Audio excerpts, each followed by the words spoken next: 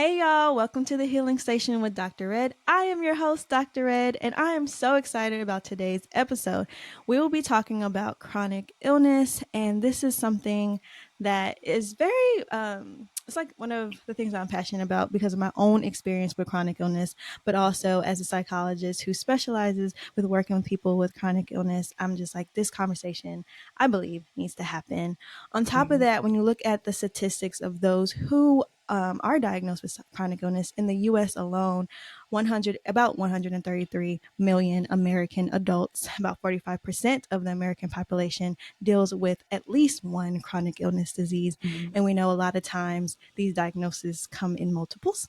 And then globally, 1 in 3 adults suffer from multiple chronic conditions. So this is something that a lot of households are dealing with and individuals. So important. And I have a chronic illness specialist with me, Dr. Huelett-Lyons, and I'm so excited for her to introduce herself to you all. Go ahead, doctor.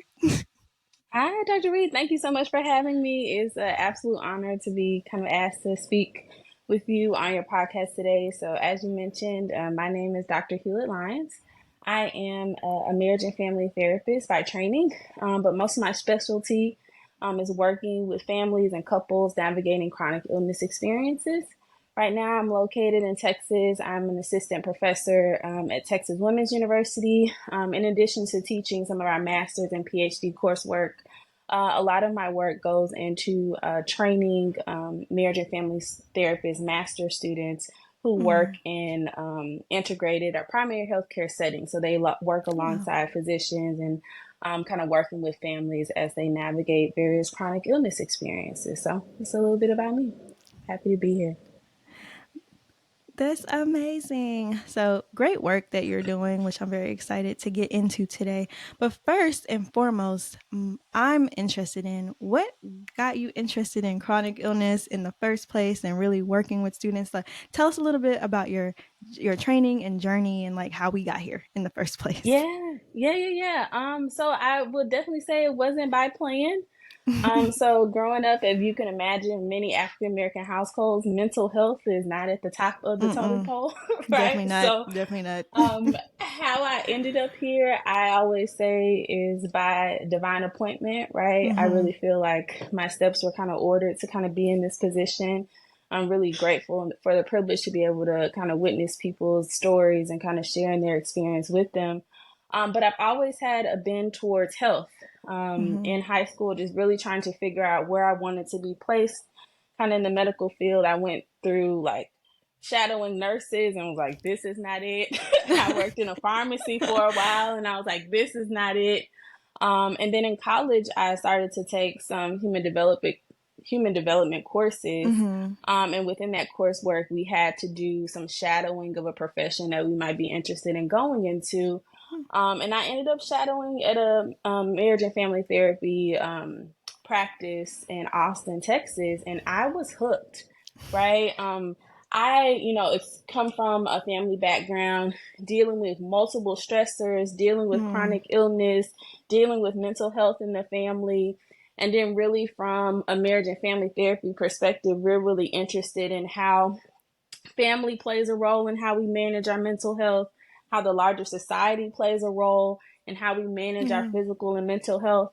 And so kind of being introduced to all these concepts, I was hooked and I was like, sign me up. Where do I go to get Where do more I go? training to help people and really to help people that look like me? Absolutely. Growing up, I had a lot of individuals in my family that navigated experiences of cancer. And seeing my mom play the role of primary caregiver and not always knowing how to take care of herself as caregiver, support her family member, how to advocate for herself with providers. And so once I got introduced to this field of knowing that my role could help families kind of navigating these experiences, I was really passionate about it because I know the toll just from personal experience that chronic illness can kind of take on the family and the family structure. And a lot of African American individuals have disparities in accessing health and having access to resources and trusting the healthcare system. Right. So really being in a place or a role where I could fill that gap and identifying that I could have a role in that is something that really got me hooked. And I'm really passionate about helping other clinicians that have a similar interest kind of being trained in how to show up as a mental health professional working in a medical setting. So, That's really awesome.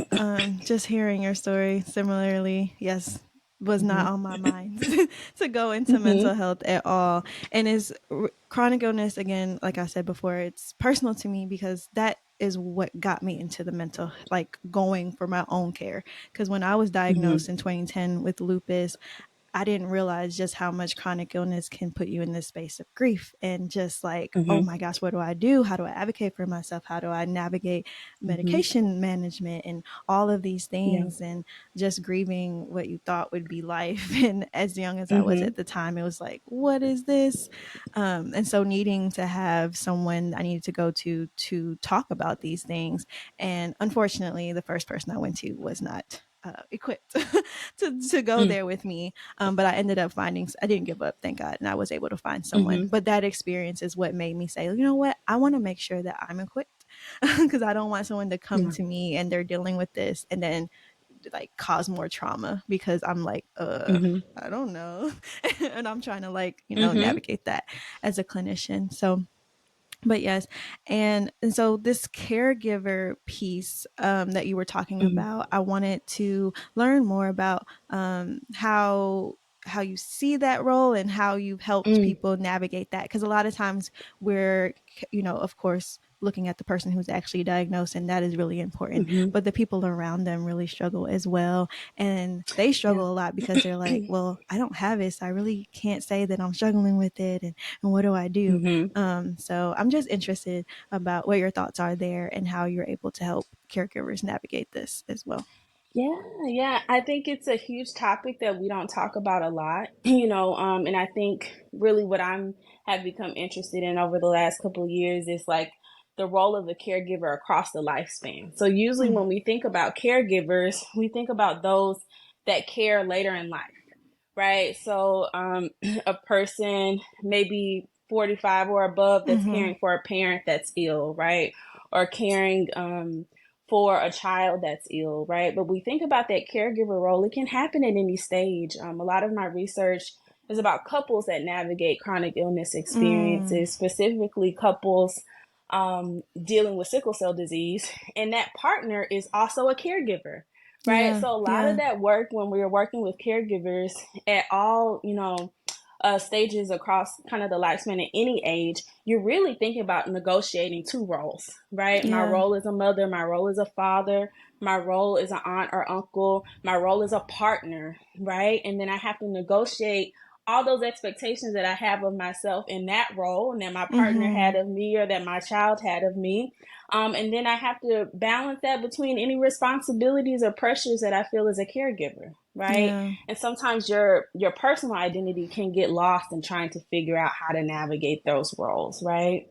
And then also a lot of individuals, as you were mentioning, the priority or the focus goes to that ill member, right? yeah, So as I'm trying to negotiate who I am as a person and my multiple identities, everybody's focused on the person that's ill, and rightfully so. But if I'm dealing with not feeling up to caregiving for the day, or that's true. really unsure of how to best support the individual, my loved one that I'm caring for, who do I go to for support?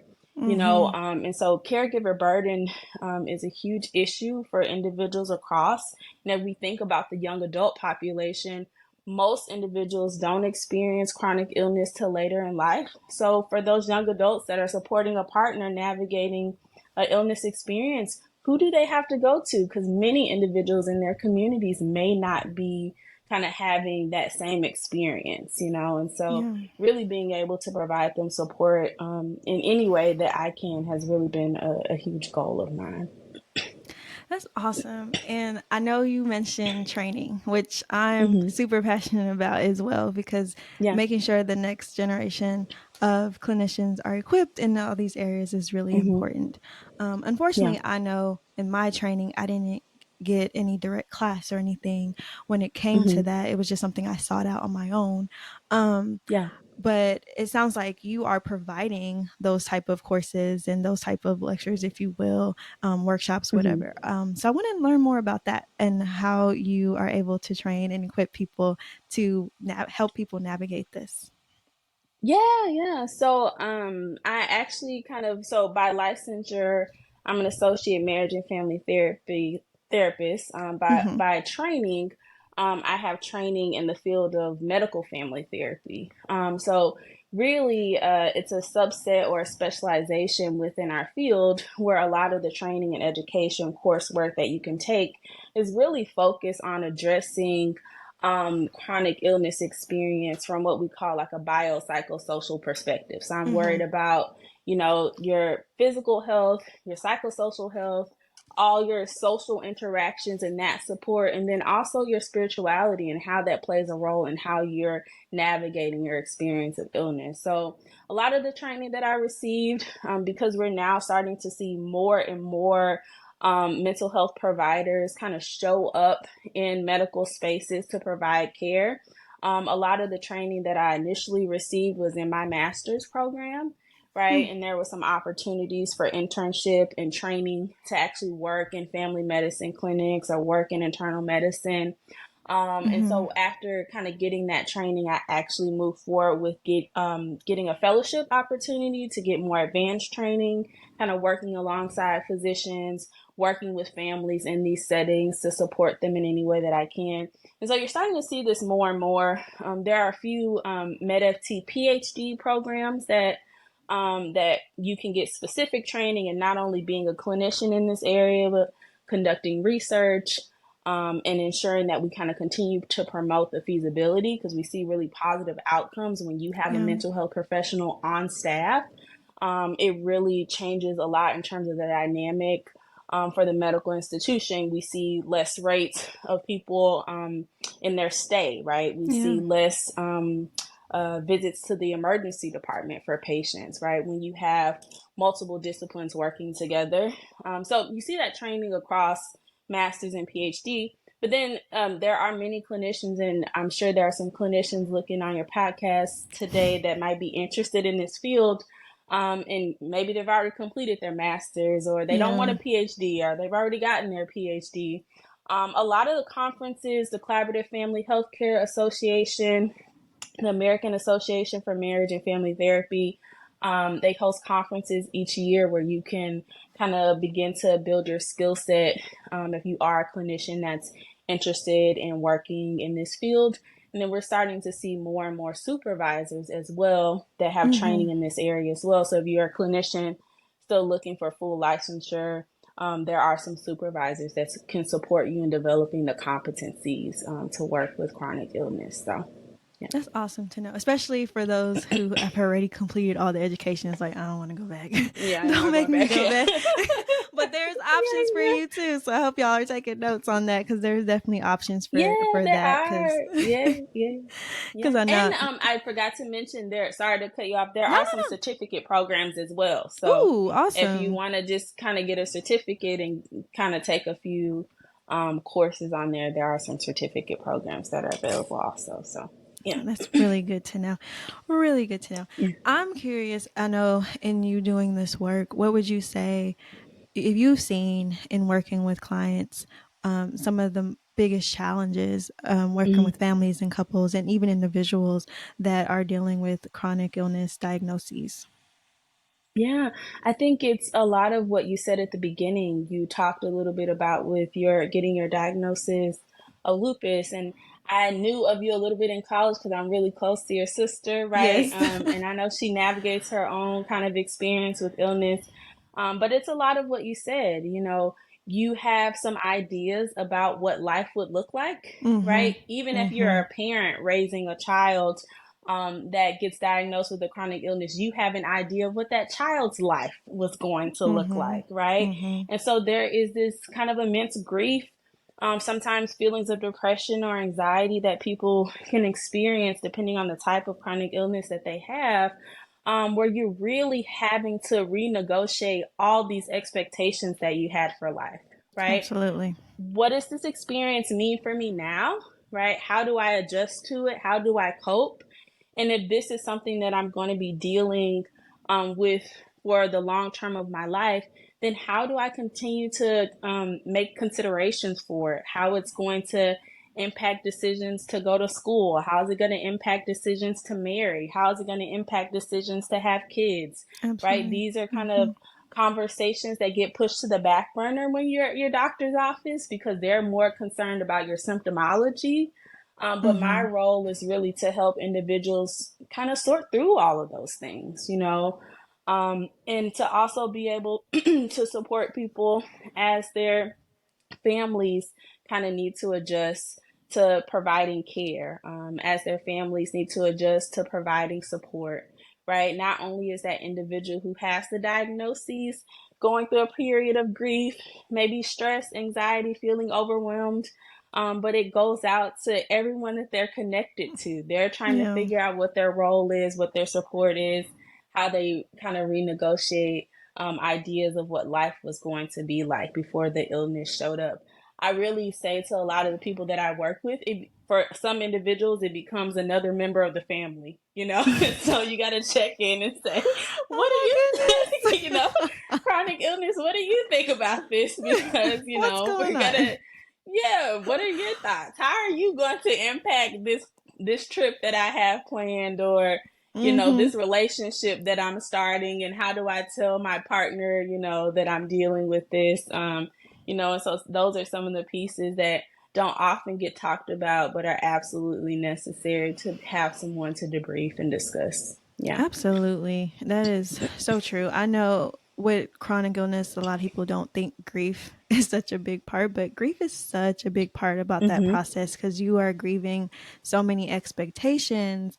Mhm. Sometimes you're grieving abilities, like you're finding Mhm. out that this is not going to work anymore. And Yeah. so it's grieving your able-bodiedness in that way Mhm. as well. And those are things that I didn't realize until I went through it, that you're thinking about the future. You're like, okay, how am I going to Mhm. tell my spouse? Because at the time I wasn't Mhm. married. So I was like, what does that mean for kids? What does that mean for this and that, Mhm. the other?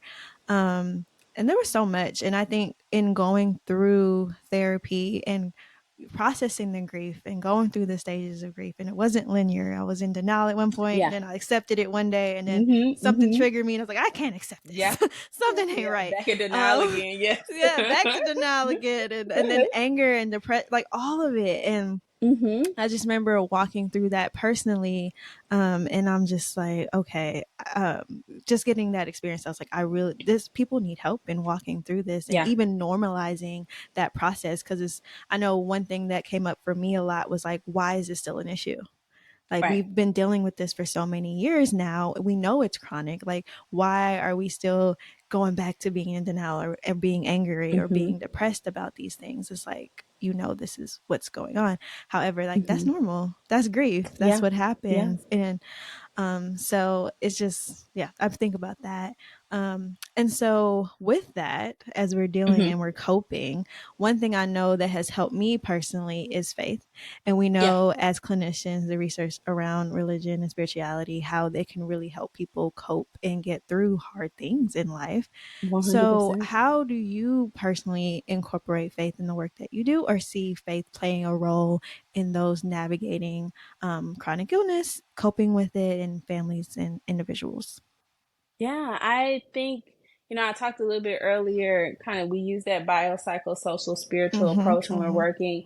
And originally when that model developed, it was the biopsychosocial model. And, a lot of individuals push back and say spirituality has a huge component in how individuals make meaning and make sense of the Absolutely. experience that they're going through, right? So spirituality and religion is a huge component, and that's a conversation that I have with my students all the time.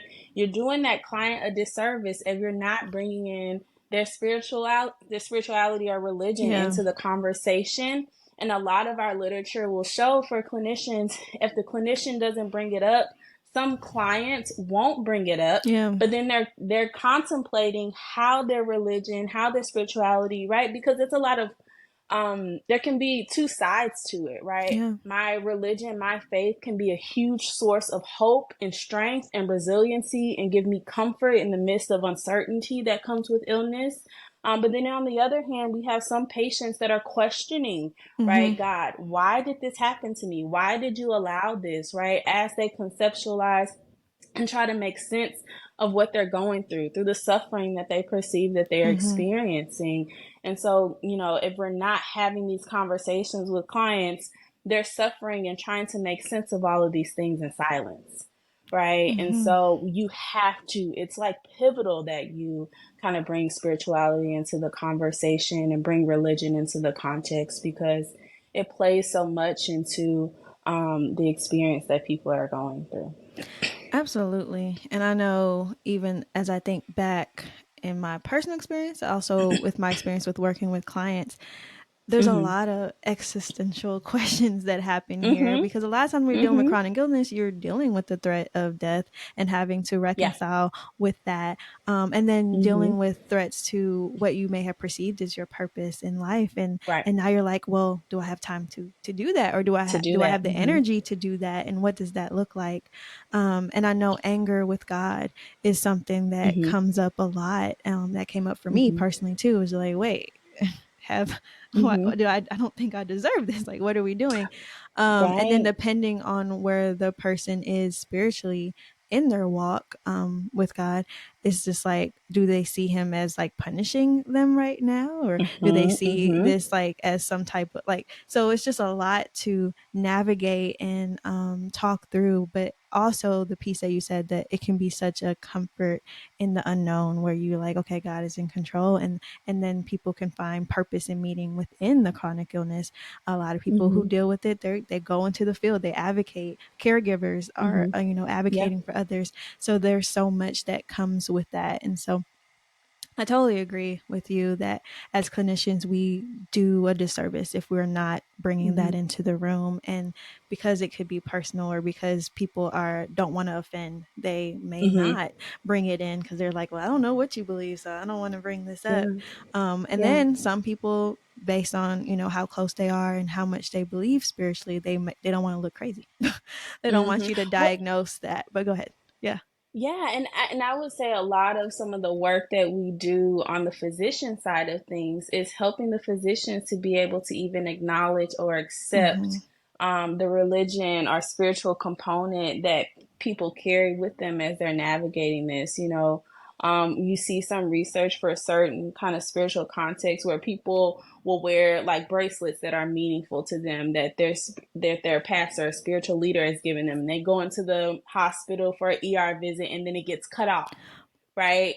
And so it's like, Yeah. how do we educate even the healthcare system to be mindful of the role that religion, that your faith plays into kind of building your resilience and the hope that you have as you're navigating this journey. And so, it's important not only for clinicians, but I think really for the whole healthcare system to be mindful of these things and how they play a role. And they're often dismissed because we don't, providers don't think to take some of those things into account, but they're absolutely important too. Definitely. And I know everyone's Mm-hmm. comfort is different with it. Mm-hmm. And there are some people who they have their own, hangups Mm-hmm. with religion and church Yeah. hurt, or whatever the case may be. Yeah. I know you do training and you work with students. How do you help Mm-hmm. them navigate that, or help, like, helping them bring that into the room and become more comfortable Mm-hmm. with bringing that into the room? What kind of Yeah. advice and tips do you usually give students around that?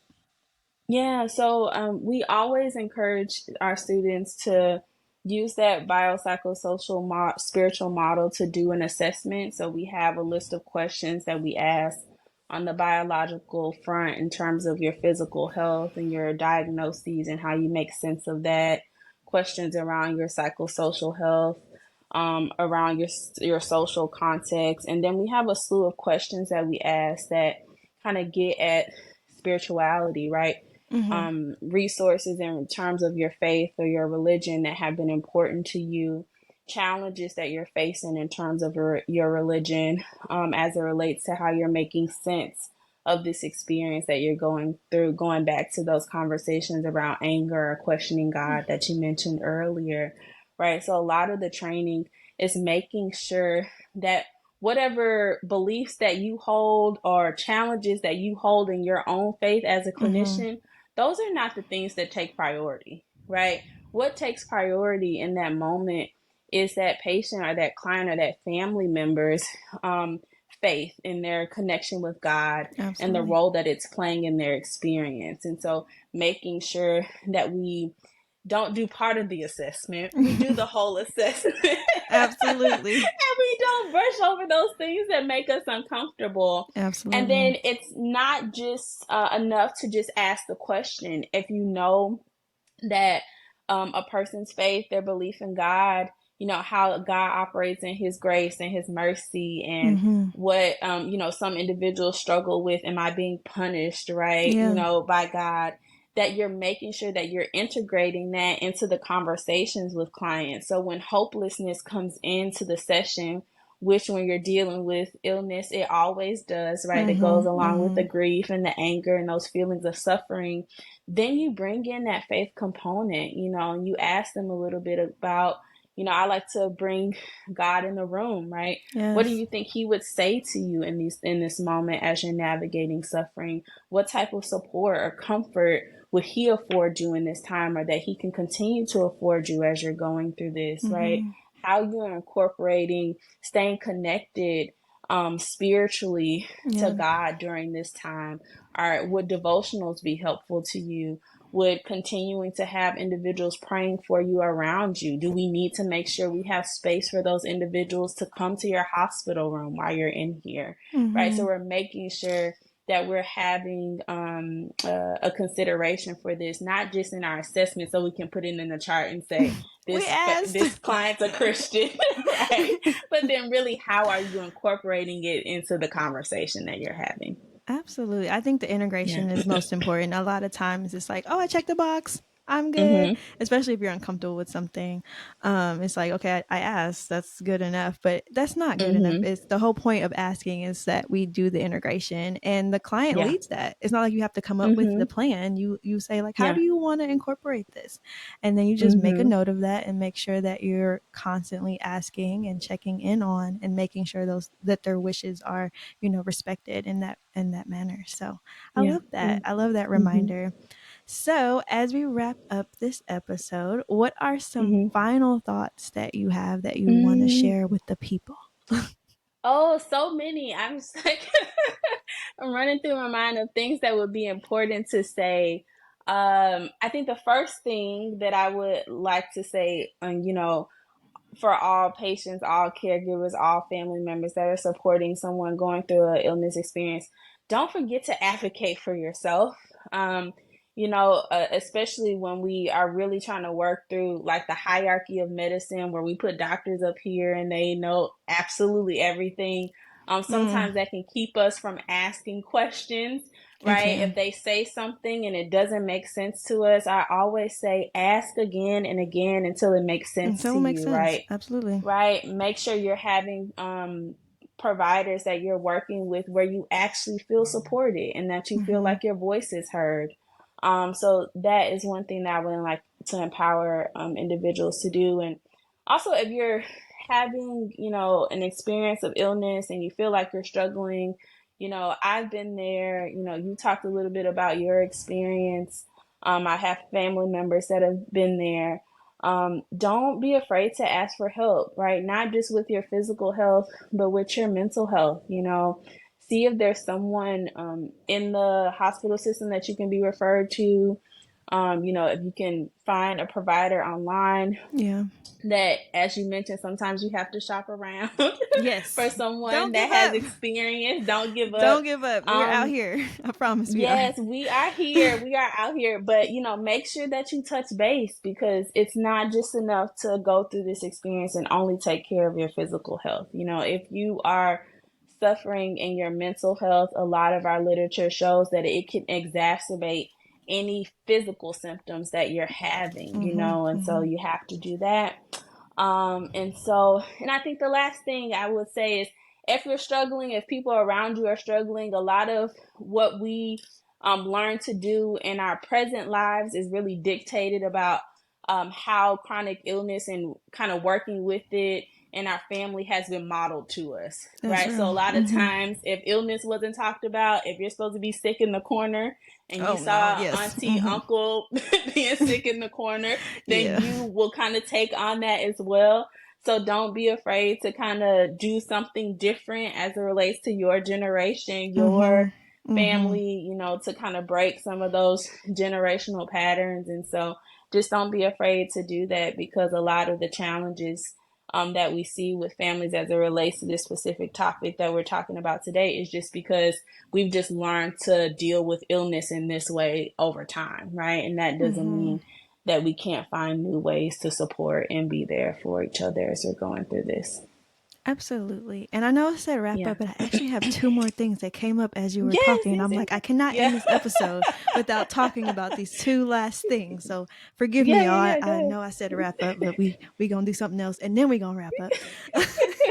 But as you were talking about the holistic piece, I find like the how the physical health and mental health connection and even the spiritual health ahead. connection in it is just Yeah. that people don't realize how much that is connected and how much that speaks to your Mhm. health. So if you're not engaging in things that speak to what I say is your three parts, your spiritual, your mental, and your physical, then it really takes Mhm. a toll. So like if I'm dealing with a bunch of negative thoughts around this and I'm becoming depressed, that's going to affect how my pain feels, how I'm managing the Mhm. pain, what I'm doing as far as healthy eating and drinking water, like, basic physical needs, all of that, getting some Yeah. sunlight, all of these things that we don't realize play a huge Mhm. role in our physical and mental. And then even with the spiritual health piece, where it's like, if I'm not staying plugged in my faith, if I'm not having a Mhm. community of people around me to remind me when I'm in the lowest of the valleys that, hey, like God is still good, and just, just encouraging you and edifying you in that way,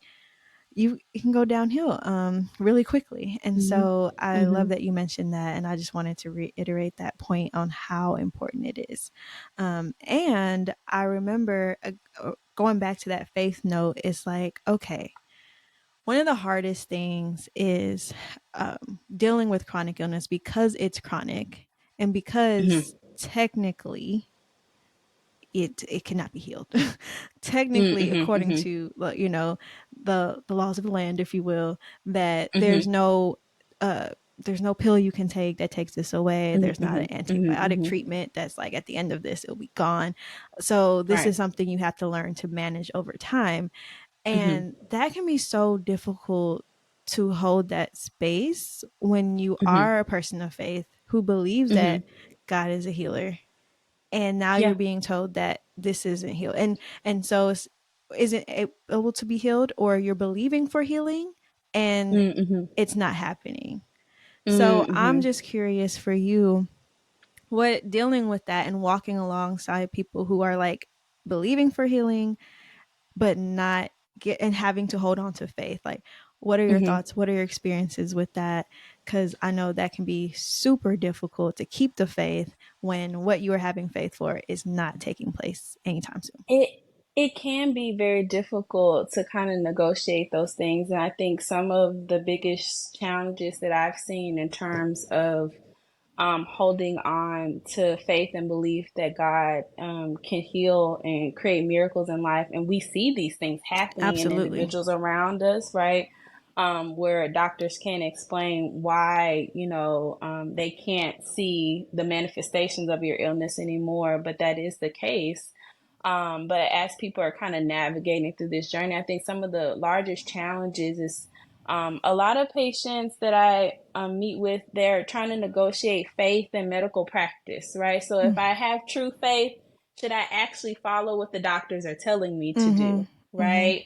And kind of negotiating. And so a lot of the conversations that I have with patients is, can you still maintain faith while also still being compliant with some of the recommendations that the providers have made for you, while you're still holding on to your belief that God can be a healer, can enact a miracle in your life as it relates to your situation, but still making sure that you're getting the care that you need up until the point, or if that, that miracle is able to manifest itself here, in your life, right? And Mm-hmm. so Absolutely. those are some of the tougher conversations to have, but conversations that are definitely necessary to have. because I also have worked with clients where they say, well, maybe my faith is not strong enough. Mm. And that's why I haven't been healed or being able to see this miracle happen in my life in this particular way. And I'm by no means operate as a pastoral counselor in my practice, but I do like to hold space for clients to have these conversations. And oftentimes, if they're really kind of navigating through questions of faith, such as that I just mentioned, I'll also encourage them to talk with their pastor, to get additional counseling or support in that area as well. Because those are big challenges Mm-hmm. that come up. How do I maintain faith? Because this is what I've been told how God can operate, and I've seen Him operate in this way in other people's Absolutely. lives. Why hasn't He operated in that way in my life? Up until this point, and so I think we definitely have to have space to hold space for those conversations in our practice with clients. Absolutely. I know Yeah. that was like a huge thing for me personally, where it's like chronic. That means forever. Mhm. What is that? How do I Mhm. navigate that and having to still have faith and that I have purpose and that this is a Right. part of that purpose and how I can seek God on what does that mean? I know for me Mhm. personally, it has meant that this is an area that I specialize. It has meant that I Mhm. am a huge advocate for holistic health and Yeah. making sure you're eating right and make sure you're getting the water and all of that stuff, because Mhm. those are things that God has guided me to and people that I've gotten wisdom from on how you manage chronic illness and how you manage, particularly, autoimmune disease in particular, that there are Mhm. things that I Mhm. can do. So even though this is still a diagnosis, how it can be managed in a way that it doesn't Mhm. have to necessarily overtake my life or stop me completely, if that makes sense. So, yeah. Yes, and if I may, I think, you're asking what are some things that you want to say at the end, but I think, as I'm going through my Rolodex of things to say, that is a huge component is having a chronic illness is only one aspect of who you are. Mm-hmm. Even though I call it a family member earlier that can kind of like take a seat at the table, you also have to remind it that you are not the only person at this table. You Sure are not not. the only entity at this table, right? There are other aspects of who I am that are also sitting here that I need to make sure that I prioritize, that I feed, that I shine a light on and make sure that I'm operating out of those spaces as well.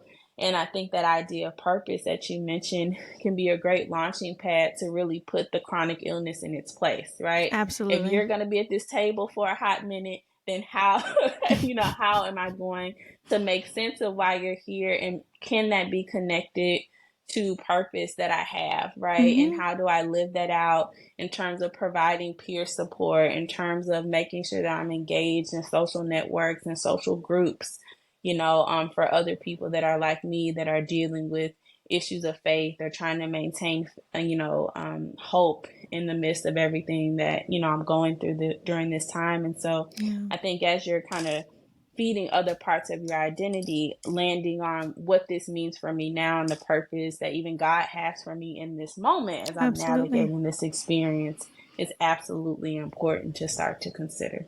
Yeah, I definitely agree. I think with this, where it's like, you know, once I navigated the anger at first, because that came up like, why Mhm. me? Because it just Mhm. feels Mhm. unfair, and life often Yeah. feels unfair. But once I was able to process that, and I love the fact that we can process those things with God. Like He's big enough to handle the Mhm. anger, the question. He already knows. Like, so it's okay to Mhm. come to Him with those things. And once I was able to process that with God, also my therapist and my community, then it was like, okay, there's purpose in this because I'm still here. Mhm. This is not taking me Yeah. out. I have faith that this is not going to take me out. So, like, how do I ensure that I can maximize my time, even though this is something that Mhm. has become a part of my life? And Yeah. then, what do I want to do with that? What do I have the energy for? What do I feel like I am called to? And that really helped bring a level of energy and a level of like, yeah, I'm here and we're Mhm. doing this. Mhm. And it put, like you Mhm. said, lupus in its proper place. It was like, this is a Mhm. diagnosis, but this is not who I am. This is Right. just a part of my Mm-hmm. story. It is not like the period mark. It is just a Mm-hmm. part of it. And so I love that you said that, because yes, it could be at the table, but that doesn't mean like you're at the head of the table. And that Yeah. doesn't mean you get to, you know, that doesn't mean Yep. that The at final all. say. Yeah. You don't have the final say. You're here Yeah. and you have purpose here, but don't Mm-hmm. get too crazy now. Don't get too Right. crazy. Yeah. Calm down. So Mm-hmm. I love that, and that really is important to remember, because a lot of times when you're going through this, it can feel like it takes over your life, and Mm-hmm. we can definitely allow it to if we don't put it in the proper perspective. So thank Yeah. you for that reminder. Yeah. Mm, yeah. So I believe, anything else, or we good? I know we No. wrapped up Yeah. being like a Baptist Yeah. I mean, preacher. I mean, we can sit here and talk all day about this because depending on the type of illness, what Yes. phase of the illness that you're in, whether you just got diagnosed or you're dealing with it for a while, or you're dealing with some life-threatening condition, that can shorten your lifespan. I mean, there's so many aspects of this Mm-hmm, conversation that you mm-hmm, can have, but I think hopefully what we're able to kind of get across is that it's okay to have these conversations. You don't mm-hmm, have to suffer in silence, and making sure that you remember that this is just one aspect of who you are. It's not all of who you are. And the support is there as you're trying to kind of negotiate these things and maintain your faith and maintain your hope in God as you're going through this process. absolutely. Lovely wrap Yeah. up. And yes, please connect, and don't get, like we said before, don't give up on finding a Mm-hmm. proper fit as far as clinician, and definitely tapping into those resources. So thank you all for listening. We hope that you have Mm-hmm. gained so much knowledge and a lot of nuggets that you can take from today. I absolutely love you all, and let's heal together, and I'll see you next Thursday. Bye.